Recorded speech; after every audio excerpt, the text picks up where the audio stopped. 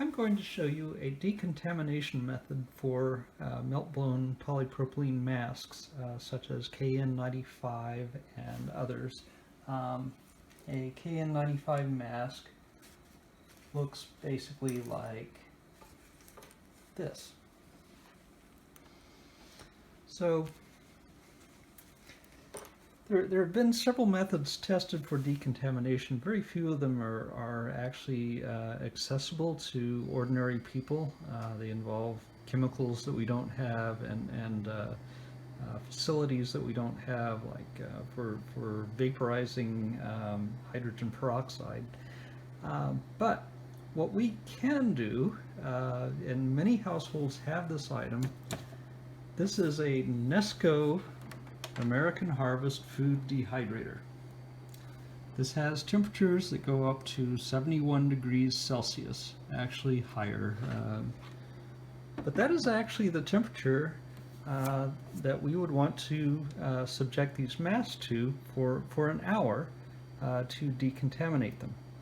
So this has actually been tested. The National Personal Protective Technology Laboratory has tested these masks for degradation at temperatures of 75 degrees Celsius and have not found particularly deleterious effects on the mask even after repeated decontaminations.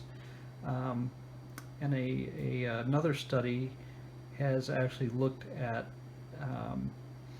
how much at the efficacy of decontamination of masks using dry heat, and have determined that 99.99% of the active SARS-CoV-2 of SARS-CoV-2 virus particles are deactivated by treatment at 70 degrees Celsius for 60 minutes, and about 99% decontamination occurs at 70 degrees Celsius for a half hour.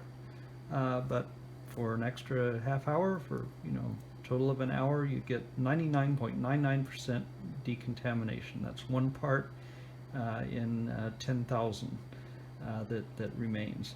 So let me show you how to do that, how to replicate this in your own home. So this is the Nesco American Harvest food dehydrator and jerky maker. It doesn't cost a whole lot of money. And actually, when you can decontaminate your own masks, in the long run you will save a lot of money by having an item like this. You can't use it by itself.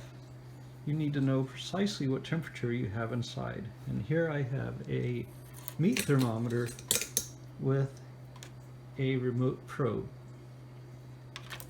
So let me show you how I'm going to set this thing up.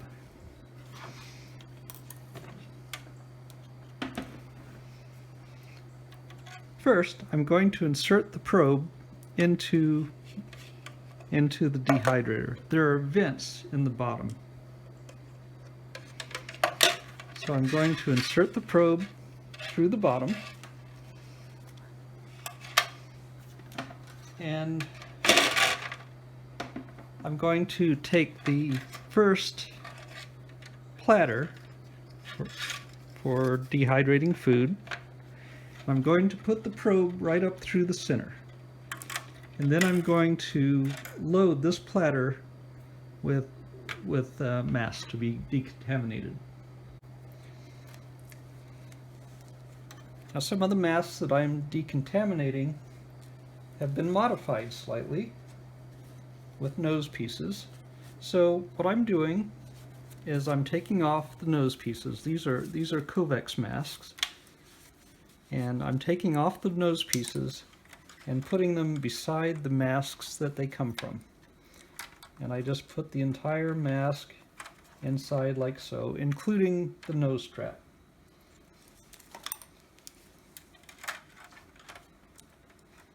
And without stuffing it too much, I can put about 3 masks in per tray.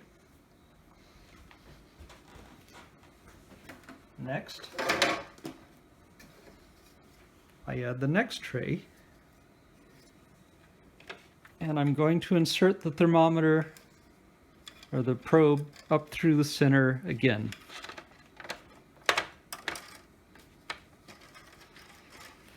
This will place the probe right about in the center of the dehydrator.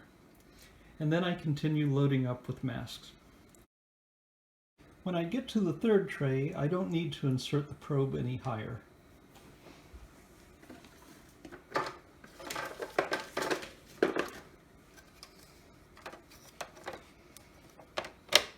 So I just add that tray and I keep stacking masks.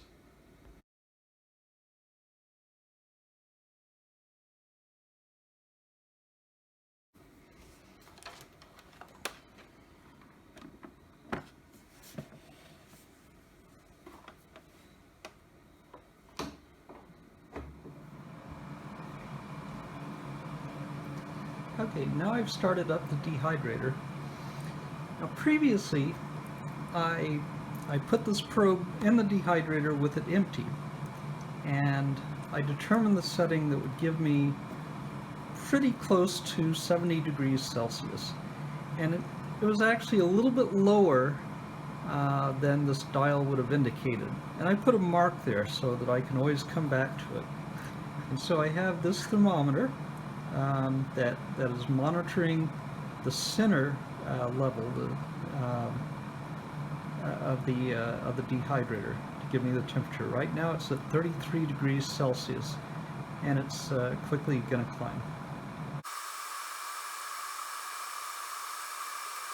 And now we are up to temperature. It's about 70 degrees Celsius, give or take. The temperature will fluctuate about 1 degree Celsius up and down. It's a very nice, consistent temperature regulation.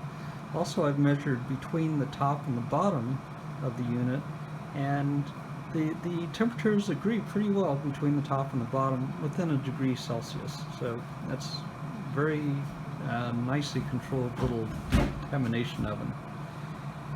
And then, this is the last little bell and whistle you may want to add. This is a little countdown timer, so you can plug the dehydrator into this and program it to run for an hour. It will count down and finish, and you don't have to worry about the rest of it. Anyway, I hope that this method proves useful to you. This whole setup, including the countdown timer, the thermometer, and the dehydrator, will run you well under $100, and that's besides being useful for other items like counting or turning off your iron automatically, or grilling meat, or dehydrating your foods. It's going to save you a lot of money on masks. If you can recycle 30 or 40 masks this way, then it's all paid for itself. So, okay, well, I hope you found this video useful, and if you have any comments or suggestions, please contact me. Thank you very much for watching.